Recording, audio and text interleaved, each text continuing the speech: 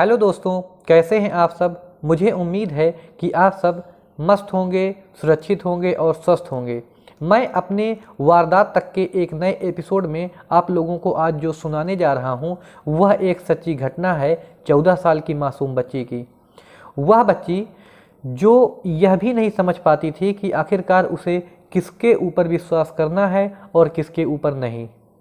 इससे पहले कि मैं कहानी की शुरुआत करूं, आप लोगों से एक गुजारिश है कि जिन लोगों ने अभी तक हमारे इस चैनल को सब्सक्राइब नहीं किया है वह हमारे चैनल को सब्सक्राइब कर लें और बगल में बेल आइकन को दबा लें हमारे नए वीडियो देखने के लिए।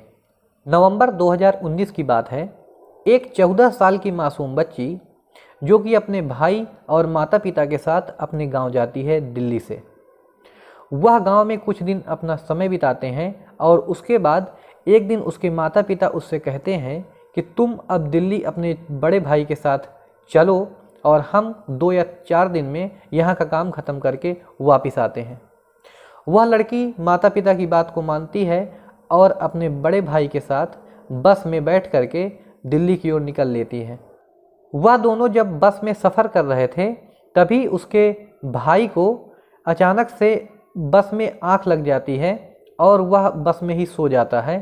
तभी बस एक ढाबे पर रुकती है जहाँ पर कुछ यात्री वहाँ पर उतरते हैं फ्रेश होने के लिए और कुछ नाश्ता पानी करने के लिए, खाने पीने के लिए।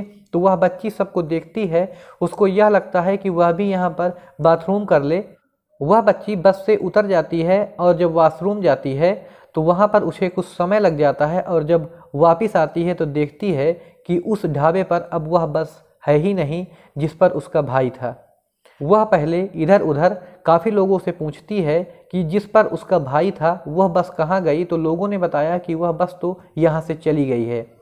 वह दूसरी बसों में लोगों को ढूंढती है, अपने भाई को ढूंढती है, लेकिन वहाँ पर कोई मिलता नहीं है।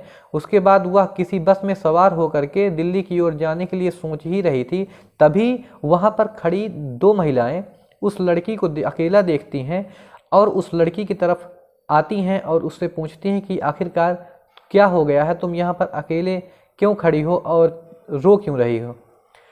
वह लड़की उनसे बताती है कि उसके भाई जो कि एक बस में थे वह बस वहाँ से चली गई है और वह अपने भाई से बिछड़ गई है और इसलिए वह परेशान है। तभी वह महिलाएं उस लड़की को यह भरोसा दिलाती हैं कि वह उसके भाई के पास उसको छोड़ देंगी। लड़की अभी बहुत छोटी थी, उसको यह समझ नहीं आया कि आखिरकार इन औरतों पर उसे विश्वास करना चाहिए या नहीं। वह मासूम बच्ची उन पर विश्वास कर लेती है और उनके साथ चल देती है।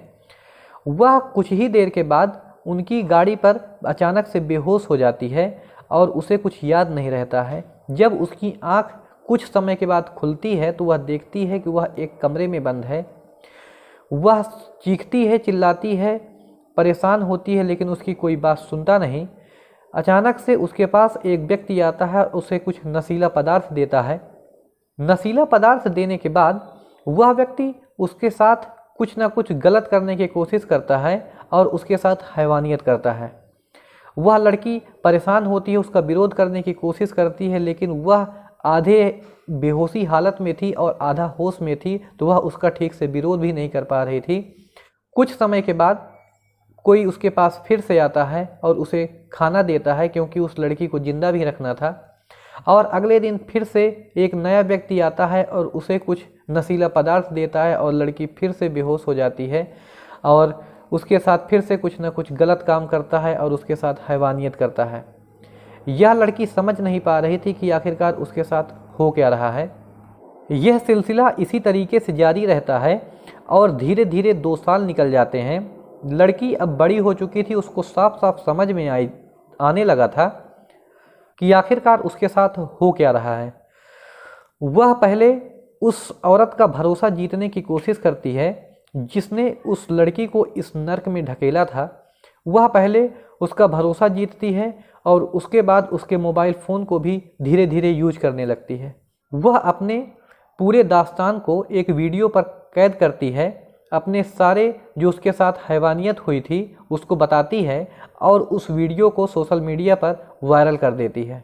जब यह वीडियो सोशल मीडिया पर बहुत तेज़ी से वायरल हो रहा था तब लोगों को यह उसकी दास्तान सुनने के बाद यकीन नहीं हो रहा था कि एक 14 साल की बच्ची के साथ भी ऐसा हो सकता है। धीरे से यह वीडियो वहां के एसपी के पास भी पहुंच जाता है और जब पुलिस हरकत में आती है तो वह उस लड़की को ढूंढने का प्रयास करती है और कुछ दिन के बाद वह लड़की उन्हें मिल भी जाती है। उस बच्ची को वहां से निकाल लिया जाता है और उसके माँ बाप के पास भेज दिया जाता है। अब वह लड़की अपने माँ बाप के पास है और उसके जख्म धीरे धीरे भर रहे हैं। आज का दौर इतना खतरनाक हो गया है कि किस समय किसके साथ क्या घटना घट जाए कुछ जाना नहीं जाता। इसलिए सावधान रहें, सतर्क रहें।